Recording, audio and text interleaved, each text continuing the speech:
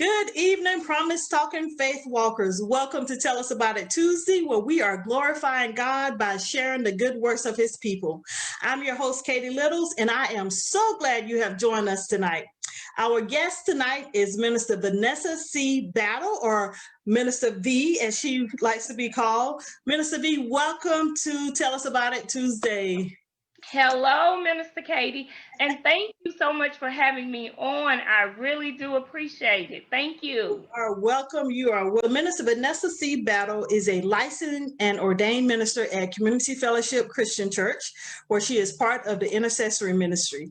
She is the founder and CEO of Sister to Sister Roundtable Ministry, where the word of God is used for total healing and restoration to women of all color and ethnic backgrounds. She is a graduate of Clayton State University, where she received her bachelor's degree in political science with a minor in legal studies. And I'm going to tell you congratulations on that. Thank you. Thank you so much, Minister Katie. Yeah, congratulations. Minister V has over 15 years in complex business resolutions, versatile administrative and legal support as a certified paralegal, progressive responsibilities with real estate closings, estate planning, wills, trust, and power of attorney, advanced skill set, including management training, legal management consulting services, and strategic business planning ability. With a focus on community first-time home buyers, she is the proud mother of one son, Patrick J. Wiley Jr., with one foster daughter, Quinetz L. Hayden. Quinetz, okay. Several spiritual sons, daughters, and grandchildren. Again, welcome to Tell Us About It Tuesday. We are so glad that you are here with us on tonight. So let me make sure I'm not kicking folks off. Okay, so we're going to start out first with 5 random, not so random questions that I like to call What's the What? So what was the first car that you owned? My first car that I had was a 1988 Pontiac Le Mans. It was brand new, and I got it my senior year in high school. All right. And are you an early bird or a night owl? I am actually both. Oh, wow. Well, because I'm normally up late and then I have to rise early, and especially on some mornings when I have intercessory prayer, like in particular, every Wednesday and Friday morning, I'm on an intercessory call at 5 a.m. So regardless to how late I'm up, I have to get on up and be on these calls. Oh, wow. That I'm a early bird. You know, anything I can do before 12 noon, you get the best out of me. After that, you'll get something. So what's the best book you've ever read? So I didn't have one book. I had 2 books. That's fine. One of my best books is by John Eckhart, and John Eckhart is a prophet, and he's also an intercessor as well. And I think it was Prophetic Intercessors. And then my next book, of course, one of my favorite authors, most favorite authors in the world, is Dutch Sheets. And Dutch Sheets is a well-known intercessor and apostle himself. So I have followed him throughout the years as an early intercessor, maybe back in 1999 when I first realized that I had an intercessory calling on my life. That was the first intercessory book that I was exposed to. Oh, wow. That's funny because when my husband and I, before we got married almost 15 years ago, he gave me a book by John Eckhart to read. Yes. And I recently just started reading a book by Dutch Sheets. Yes. You will enjoy it. You will enjoy it. For a long time, I did not. They used to come here to Pastor Mary and Buddy Crum's church up at Mount Vernon. And every year they used to have the prophetic conference around this time of the year, would be like September the 5th.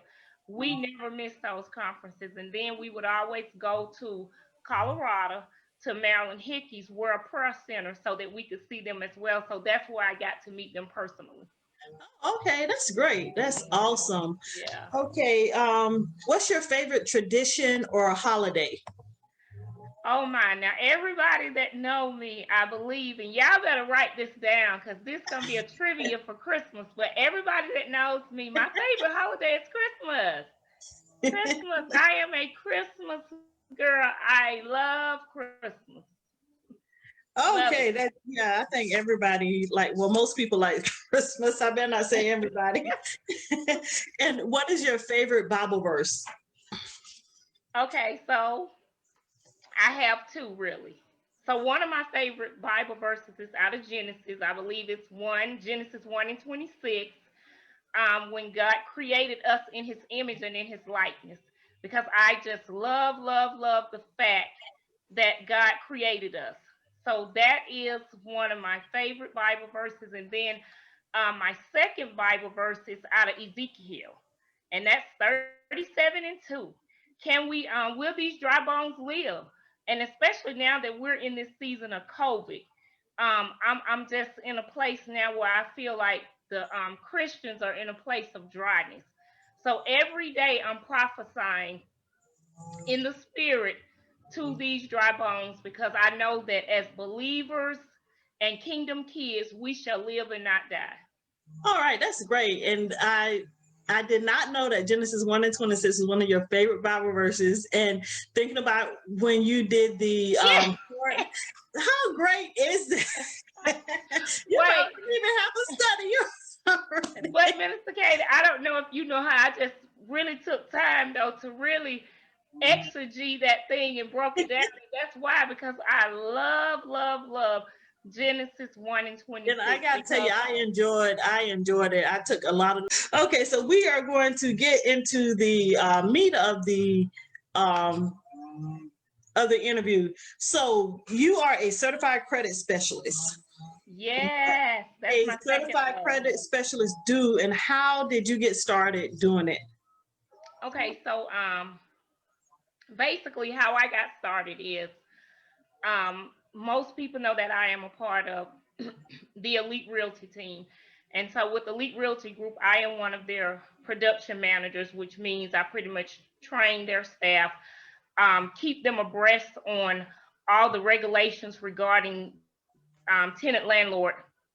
And then I also train all of their real estate agents and get them into credit. So what happened is one of my good friends, Mr. Calvin Gleaton, back in the day when I was doing real estate, I was one of the few real estate agents that was Section 8 certified at that time. And Okay. so I went and reached out to him and told him that I was Section 8 certified because his office was not doing Section 8 at that time. So then fast forward, the market fell or whatever. So I've been having my same phone number since 2004. And so he got into the credit business and he began to reach out to some people who he felt like it would benefit. And so he called me and I didn't respond. And then he called me again. And so for about 2 weeks, I called him. However, I didn't realize that he had the flu. So he didn't return my phone call. But one of our other good buddies by the name of Thad Dean, he had already recruited Thad. So we were all like going to be on the same team. So then Thad reached out to me and he began to tell me about the business.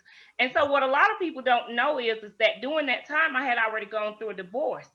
So my credit was just in shambles at that time. I mean, like a 418. Oh So wow. that was, yeah, so that was like a little dirty secret that I was going around with because, unfortunately for me, I was still driving the best car, still wearing the best clothes, and still faking it till I make it. Uh-huh. And then I got introduced to credit. And so when they introduced it to me and I saw, wow, immediately I felt like this is a no-brainer.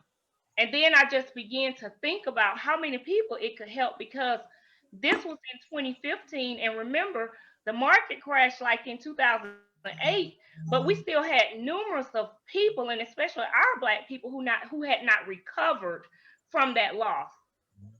And Yes. so being in property management also, it was a benefit to me because what I began to do in property management was to introduce the credit piece to all of my prospects and all of my clients who came to me to rent homes. And I began to put them into the program, and I was a client of the program also. And so as I began to see my score increase and their score increase, it was just a no-brainer. I fell in love with it. Oh, that's great. That is great. And I think experience is the best teacher. Yes. Instead of just being trained to get the knowledge, you actually know what the people are going through as they're going through it, how they're feeling and different things like that. So I think that's absolutely great. And I just want to say, if y'all hear all this noise outside my window, look, we had some scheduling conflicts. So just really try to focus in on Minister Vanessa tonight. So when and why did you start Battle for My Credit? Well, that was as a result of Mr. Dean introducing it to me. So it was kind of funny because once I got into the business, I went over to Calvin's office because remember, I had to be trained as well. Although back in the day I used to own I was one of the partners in a collection agency. However, I still had to be trained on this particular product. So when I was in my first training, or maybe my second, there were some young ladies that worked for us at Elite Realty, and they were Spanish. And so we were all piddling around, and we were trying to come up with a name. And I had written all these names down. And so then one of the young ladies said, this is why you need the young people, girl, because their minds are so sharp sometimes. Mm-hmm. So one of the younger ladies, she said, Miss Vanessa, I love your last name, Battle. So she said, why don't you battle for your credit? And I was like, woo! And when I first saw that name, Battle for My Credit, I like the play on words. That it's your last name, and Battle, you are fighting for your credit. You're fighting and putting in the work to get your credit to where it needs to be. Yes, and then as I put it out there, I mean, it's so funny because even some of my colleagues in the industry I've been in this business since 2015. And probably up until like 2017, so many of my colleagues did not even know my name. And I would go places and go to the conferences, and people would say, hey, Battle for My Credit. And I'd be like, hey, baby. So for a long time, people did not know my name. They just knew me as Battle for My Credit. And even a lot of my Facebook friends, they had just started resorting to me as Battle for My Credit. So That's great. That's great. So you have a philanthropic arm of Battle for My Credit called the Youth Financial Literacy. How did you get started with that? Well, actually, that's a company brand. So okay. That pretty much falls because, like, what a lot of people don't know is in the state of Georgia, you have to be one of 3 entities in order to do credit. So you have to either be a bank or a credit union. You have to be an attorney's office or a nonprofit. So the company that we actually market the credit restoration under, they are a nonprofit arm. And so the youth literacy program is something that we offer to, like before the COVID came out, I had began to go into the schools and do a youth management literacy program, which was a money management. So our office at Elite Realty Group, we had partnered up with several schools in Henry County School District because our office is in Henry County. And we had began to partner with them to go in and do an 8-week seminar with our youth, because one of the things we have to remember is we were never taught credit. Mm-hmm. And that's why as adults, we have such bad credit, because remember when you went off to school, basically what you did is you got assigned your social security number or your name over to the devil, because what you were doing is you were getting these credit cards and you was getting a mug and a t-shirt. And then many of us were going into the store and we were putting potato chips on our credit because we just didn't know. So the youth financial literacy, we give out scholarships. We have a literacy program, as I said, where we go into the schools. We do an 8-week session. At the end of that 8 weeks, we have the ability to do a pizza party and to donate $500 back to the school. Oh, that's great. That is absolutely great. Yeah. So now with the everything going on with the virtual COVID-19 and everything, is that something that y'all are just going to put on hold for now, or are y'all trying to figure out a way to work around that? Well, we have been working with the school system, and we are trying to figure out how to work around that, because as far as our credit presentations, we're still hosting all those virtually. So Oh, we're doing Tuesday nights and Thursday nights. We're doing Saturday mornings. So we're still hosting all of our credit restoration programs virtually by way of Zoom. okay. Oh, that's great. That's great. So, Yeah. what advice will you give someone who wants to go into the field of helping with credit or even real estate? Because I've been hearing you talk a lot about real estate also. What advice would you give someone that wants to go into those fields? I would say do it. Do Because it. here's the thing, and this is what I say to a lot of, because I have a lot of realtors that are on my team. And one of the main reasons that they were interested in getting on the team is, for one, you get extra income. So with our credit restoration business, we have the ability to earn commissions. We have the ability to earn residual incomes. And one of the other things that really prompted me to get serious about the business is because I'm headed to law school. Mm-hmm. So your first year in law school, you can't work. So when they talked to me about that residual income, I was like, hey, that's what I'm looking for, because I have to be sustained while I'm in law school. Yes. So as realtors, what I would say though is that when you think about the business, you have 10% of real estate agents that's doing 90% of the business. And Okay. oftentimes we see these real estate agents and they're on social media and they're acting as though they're making a lot of money. They're not. So here's the thing though, how they can make money. And I'm not knocking them, but the reason why I say they're not making a lot of money, because if you pull up the statistics, Georgia is 49th in bad credit. Oh, wow. Yes, we're number 49. So that lets you know how our state sits. So the thing that I encourage realtors to do is partner with us in the credit business so that we can take your denials, work with them, send them back to you, and then now they can be qualified buyers. So what that does also is that allows you to have a continuous pipeline of buyers. Oh, that's great. So that, and then that's how you really get to the money because now you have qualified buyers. Yes. That is So great. that's how I feel like the real estate business and the credit business should marry each other and become a conglomerate, because that's what it's all about. And as a realtor, you can't make money if you don't have qualified buyers. Yes. Yes. You gotta have people. Okay. I'm gonna even. So we're gonna I know, move. Mr. K, that's another time you have to have me back. So Yes, for another discussion. So you recently earned your bachelor's degree in political science with a minor in legal studies. You know, yeah. just thinking about that, my brain is like, that's a lot of information right there. So why did you choose this field of study? And was it difficult for you to get started going back to college? Whew, going back to college. So going back to school was birthed more so out of the death of my mother. Okay. I always knew that I wanted to go back to school, but I went through a divorce. Then I had a son who was an athlete. So between me and my ex-husband, we spent many a days on the road traveling with him because he was a football player and he was a basketball player. So he was playing Okay. AAU basketball, which was all year round. Um, and so we put a lot into him, you know, of course, being a black young man. And then another thing that people don't know, but which I'm very transparent. So my ex-husband served some time in prison.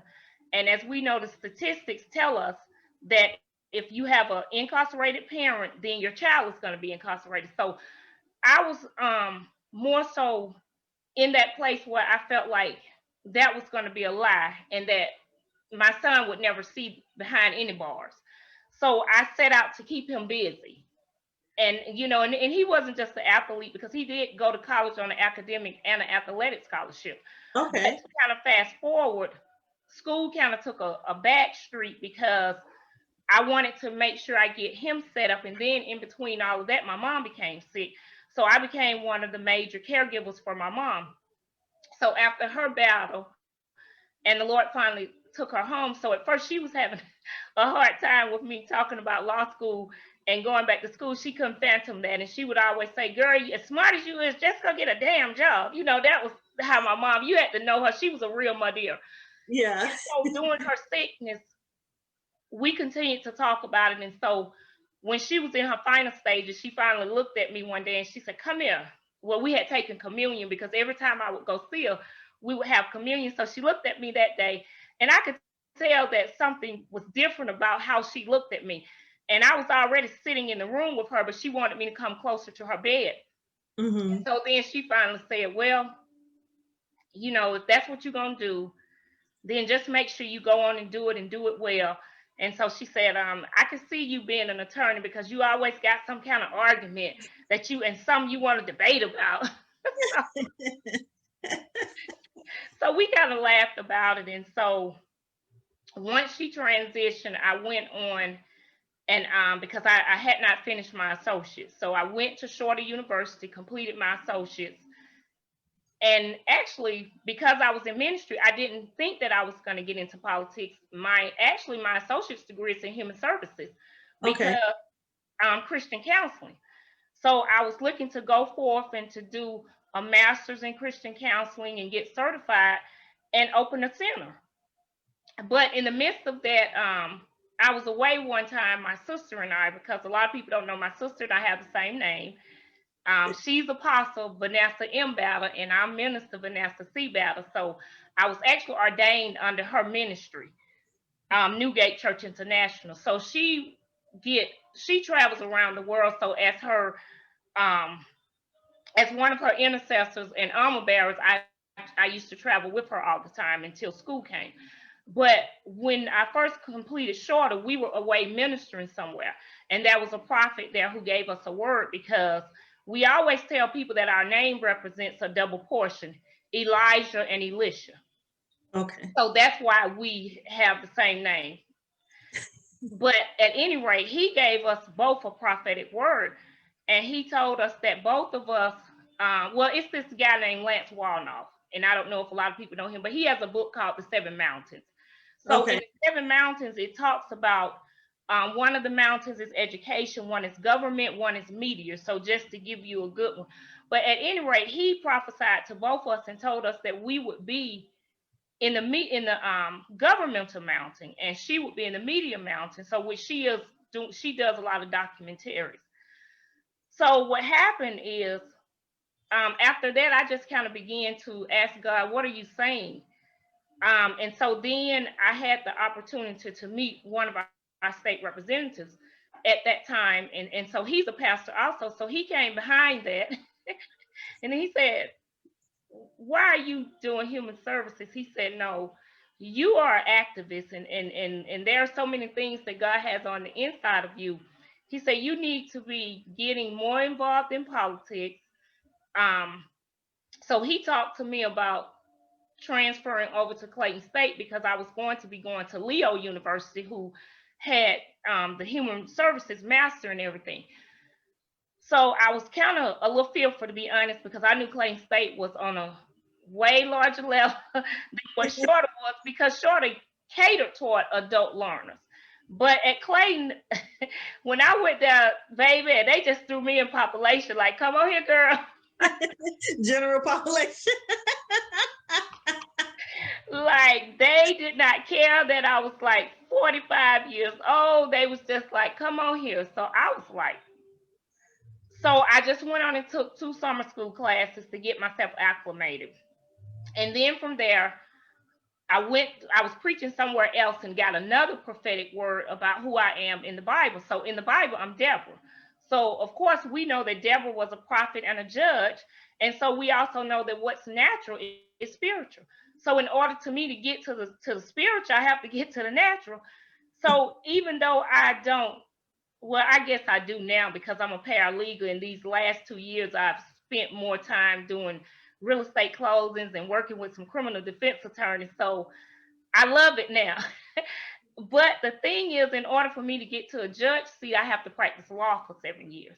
Yeah. And then many people know that during the George Floyd killings, I've been out in the community doing some marches. I am also a part of an organization called New Order Human Rights. And so I go out a lot with them, with Gerald Rose, who is the founder of that organization.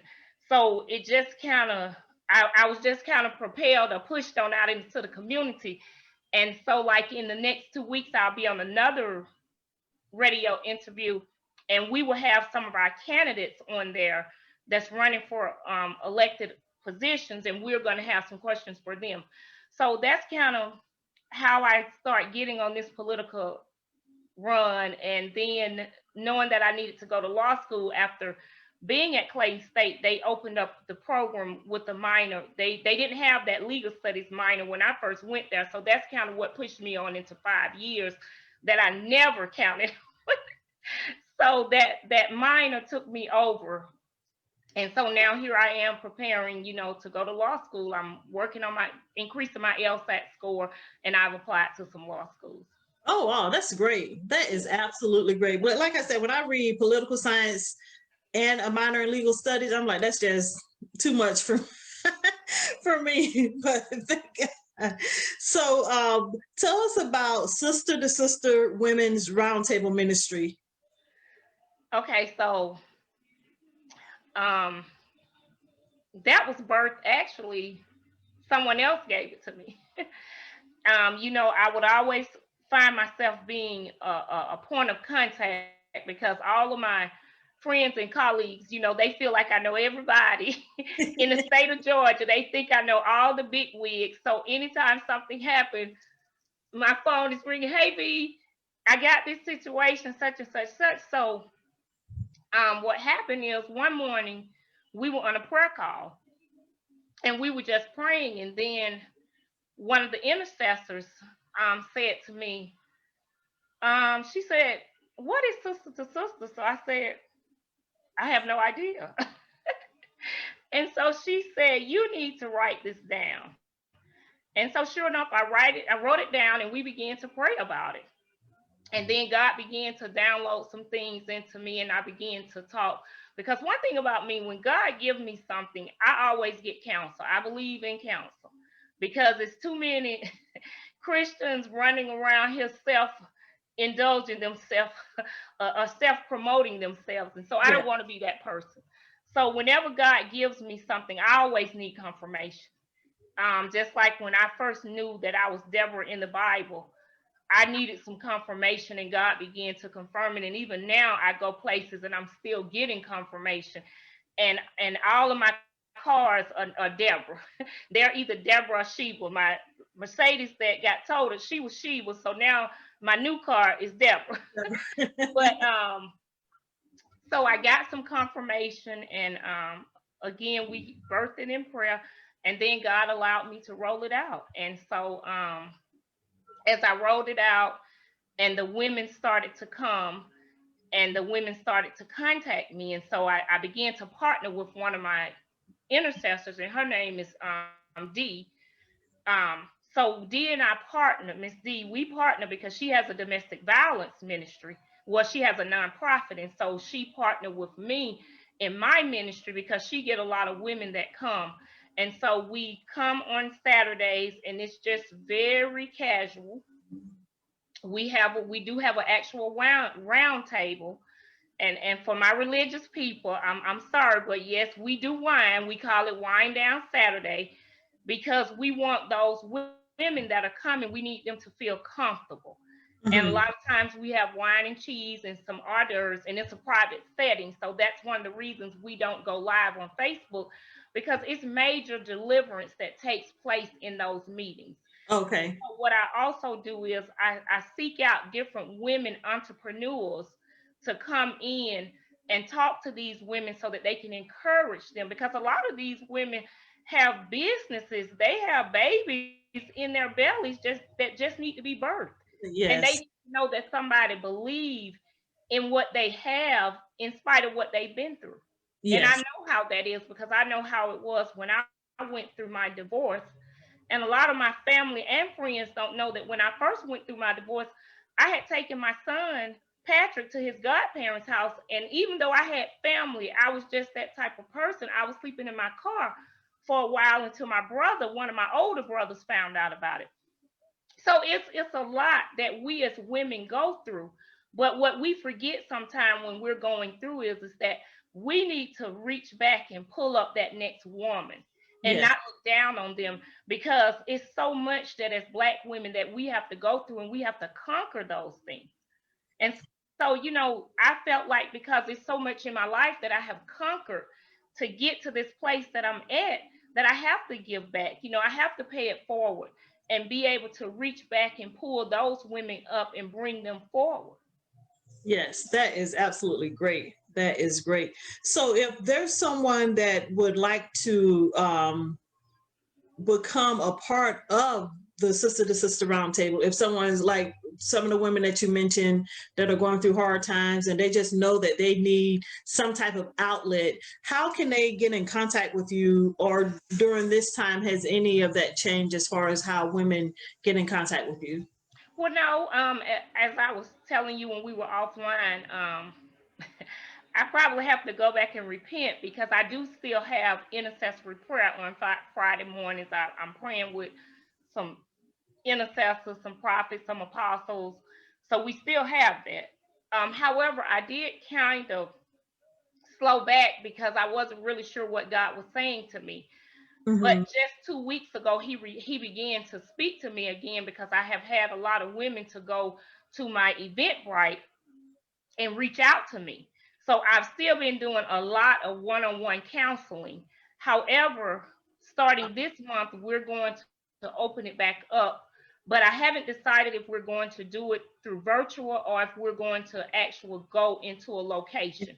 Okay. But many of them, my phone number is not private, because I'm a businesswoman, but you can reach me at 609-288-2677, or you can go to either one of my Facebook pages, Battle for My Credit. You can DM me, or you can go to Vanessa Battle and you can send me a message there. You can also go to Voices of Silence, which is Miss D page, and you can DM her there, because she and I are in constant contact, and you can reach out to me. Okay. All right. That's good. That's good. So you are a minister. So how long have you been a minister, and have you always desired to be a minister? Because all I'm thinking about is the story that you told as a little girl when you couldn't go to children's church because you had some I was a bad little girl, okay? issues. So you had to sit out with the mothers. And I was wondering, I wonder if that like sparked your interest in ministry. No, let me tell you something. That made me hate church more. So that's like, right, when people, you know, sometimes I do get some of those traditional men that's in ministry, and they be like, you sure God called you? Oh, I'm positive, because guess what? This ain't nothing. This ain't no lifestyle I want to be in. You have to realize, you know, I came from my ex-husband being a big time drug dealer. So this is not what I was looking for. You know, like as they say in the street, this ain't what you want. No, I never in my wildest dreams thought that I would be in ministry. And even for a while, because a lot of people, I got known a lot when I went to Green Pastures under Apostle Colette Gumby. At the time that I went to that ministry, she probably had about 5,000. They were having 2 services, but I was the youngest intercessor that Apostle Gumby had at that time, and so no. I mean, when I first got saved, I was that girl who was still going to the club, leaving the club with, you know, I mean, you was always gonna find me dressed in the best. I don't care what it was. So I would leave the club, go to church with that club stink on me. But hey, that's just how it is. So when I got ordained, a lot of my friends were not surprised, because they knew that I was that girl that was gonna leave the club and go to the church.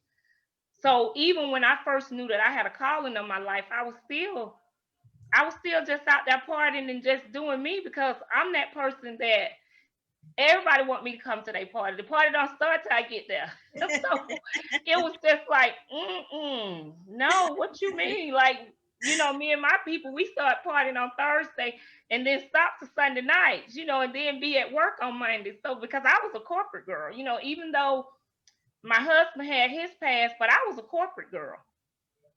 So it was just like, no, no, no, no, no, no. But when I had my son, um, first of all, just bringing him into the world was an experience. It was a project. I had to have surgery. I had already had um, a miscarriage when I had him. I had a baby that died at birth when I had him. So then when I had him, I had to have a surgery just to carry him, and then he was sick, like in the hospital. The first 3 months of his life, I stayed in there for 2 weeks, and both of us almost died. Oh, wow. So I believe that was the turning point for me, because for one, streets and motherhood don't mix anyway. so that was just not going to work for me, you know, even though I thank God for my mother, because um my mother was always there. I mean, she was just that grandmother. And even though a lot of people thought he was a only grandchild, but it's like we have like 26 grandkids, so he was probably maybe number 20 or somewhere around there, but he was on the bottom end because I'm the youngest of 7. But I believe that was my turning point, because to have already lost a child and then to birth a child and feel like that child was going to slip away, I think that was that turning point in my life that pushed me on into my calling. Okay. And so at that point, that's when I really began to become a student of the word. And I began, even though, like how you said, I tell the story all the time about being a young girl in church. When I was like 7 or 8 years old, I was one of the prayer representatives for YPD for my conference. So I always knew how to pray. So God put that in me from birth. So praying was never an issue. What was the issue was just basically becoming consistent with God, because I had always been that person that when I opened my mouth and began to intercede, things moved, things changed. And so then just putting that to work, putting the work in, and then getting that relationship with God. So no, it was a challenge. You know, I didn't want that. And even like now, you know, I have Apostle Dukes who's telling me now that it's time for me to move into pastorhood. No, I'm not gonna pastor nobody. I will hurt somebody. You know, being a pastor, no. You know what, Minister Vanessa? Okay, we're gonna move. Okay. You will not hurt anybody. You're gonna show the love of God. Okay. So we've heard all of the things that you do. You own a business, you run a nonprofit, you recently graduated from school, but now you're getting ready to go back into school, and you're active in your church. How do you balance all of that? Where do you find that me time, and what self-care activities do you do to kind of break away from everything and keep yourself grounded? Well, see, for one, I sneak away. I sneak away and have dinner by myself. You know, my girlfriends can tell you a lot of times I'll get out the house at 8 or 9 o'clock and I'm texting them like, hey, I'm going to such and such by myself. So I get away by myself, honestly, and I have dinner with me a lot. Okay. Because that's where I find that peace. You know, that's where I find that place of serenity. And then, like most people know that I'm an advocate walker. So 3 days a week I get on the walking trail. Okay. And a lot of times when I'm on that trail, it's just about me. And it's about me and God. And it's about me kind of releasing some things, and me kind of spiritually detoxing everything that I've had to take in. Okay. And so what I do, unfortunately, you know, and I tell people I live my life on a schedule, and sometimes that's not good. But because I don't have a significant other, it works for me. And that's another reason why I said to you that I'm kind of like a night and a morning person, because there are times when I'm up, you know, especially when school was in. A lot of nights I'm up to 2 and 3 o'clock writing papers, and then class starts at 9:30. So I have to get up and get into it. But one of the things that I try to do as well is I try to eat healthy. I'm a green person. I get my cucumbers, my avocados, my celery. I get my waters in. And then another thing about me that people probably don't know is I'm a big family person. So I love to go to my family outings. You know, unfortunately, the problem is I have a lot of families. I have extended families, my business families, but you know, I had one of my girlfriends who got married in January 2019. But her house used to be the still away house too. I used to just go over there, knock on the door, go on the inside like I lived there, go downstairs, turn on her TV, and just kind of hang out with me. So now that she's married, I'm having to do some other things, you know. But you know, when you when God has required much of you, then you find those things that matter to you. Because what I tell people a lot of times is we make time for the things that we want to. And so a lot of times too, what I do is, you know, Sundays after church, see, I shut down. I don't work Sundays and Mondays. And a lot of times my phone is ringing all day Mondays, but I don't take calls on Mondays. And so I have kind of made Monday my Sabbath. And so that's where I'm getting my rest and spending time with God and just spending time with me, just doing whatever it is V wants to do. That's good, because it's so important that we take care of ourselves, because you can't take care of other people if you're not taking care of yourself, you know. So that's great. And we want you to be around for a long time, you know, so that you become a pastor. Thank you, Minister. Growth in you and all of that good stuff. So we have a show called Promise Friday where we explore promises from the Bible. What role does your faith in God take in your journey to get you where you are now and where you want to be in the future? Well, I guess it just comes back to what I am, an intercessor. Okay. I mean, I have to constantly intercede to call those things into fruition. I got a text message today from one of my nieces, and I won't say her name, but she texted me today, and she was telling me about she's in HR, and she had applied for a position, and the position didn't come through for her. And so I had to text her back and say, well, niece, we got to hang in there, because I too applied to a law school this week, and now I get an email from them saying that my LSAT score is too low for them to accept me. So see, when you get that type of news, you can't just sit back and accept it though, because even like in my training classes, I always express to my team, no doesn't mean no, it just means not right now. Okay. So they expressed to me that my LSAT score is low. Okay, so I'm looking to get to law school in January, so I have time. I have time to continue to study. I have time to continue to seek my Father, because the truth is he's already promised it to me. Yes. So I just have to have enough faith to know that it's going to happen. I may not know what school I'm going to be in, but God already knows that. Yes. So he's already ordering my steps, and he's already ordained where I'm going to be.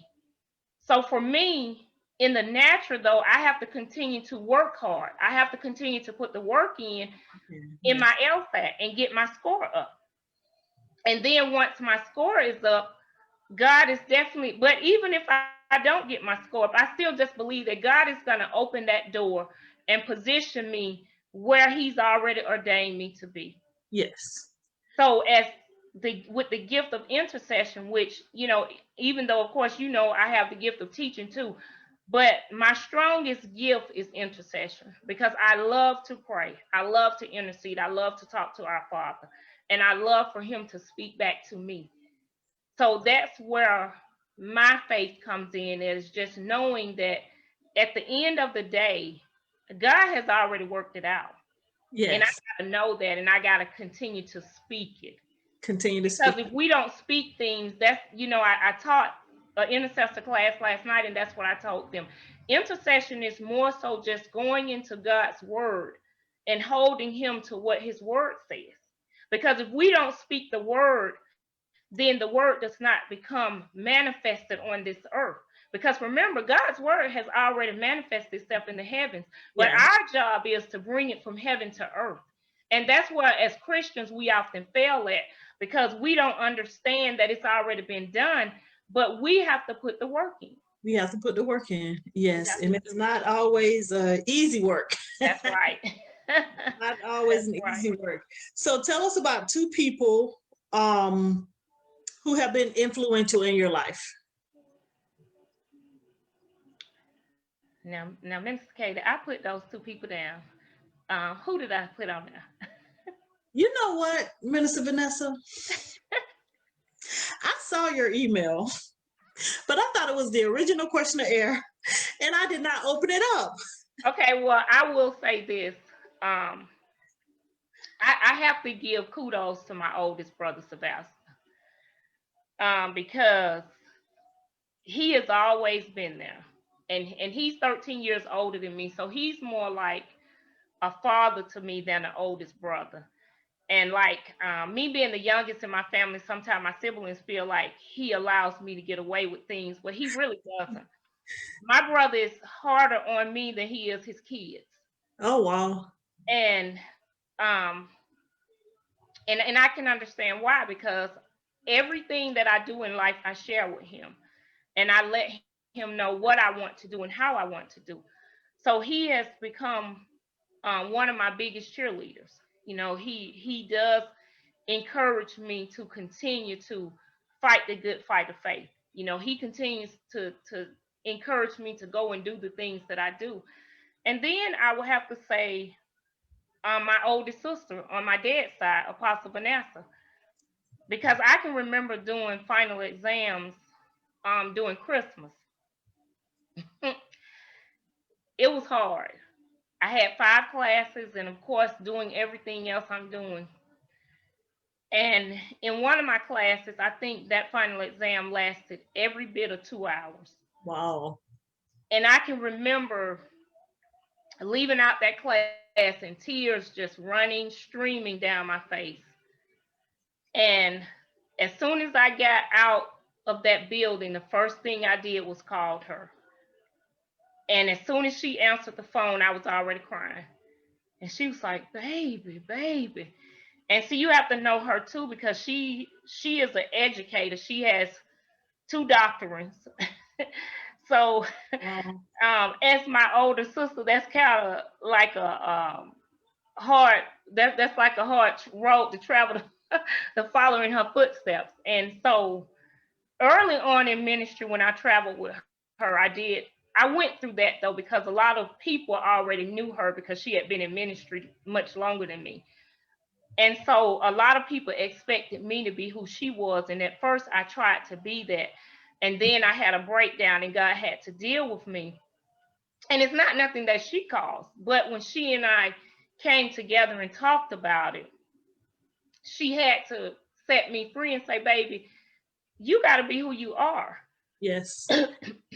And so that's what, and that was the turning point for me in ministry also, because that's when I came into who I really am.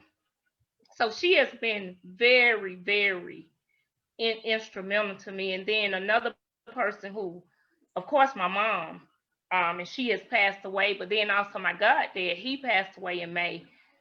But he was always, I laugh now because I would be in class and my goddad would be FaceTiming me to check on me and to see what I'm doing. And then I would have to go, Dad, I'm in class. I'm going to call you back.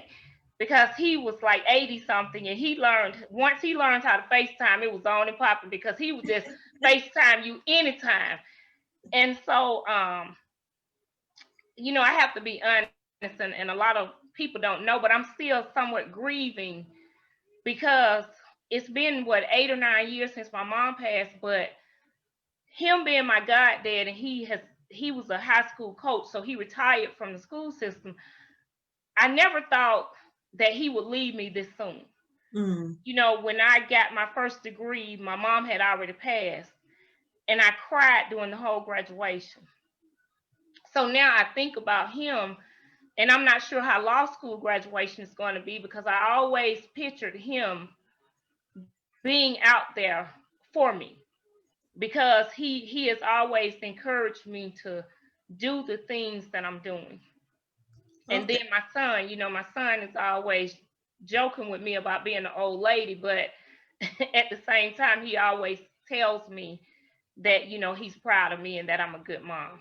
Oh, that's great. So, you know, there have been some people, and I could go on to name, you know, but those are some of the people that I would have to say have been there for me, you know. And then I have a host of friends. My friends are awesome. I mean, they are. Sometimes they don't even want me to come out and hang out with them because they know I have school, and they be telling me, no, go do what you need to do.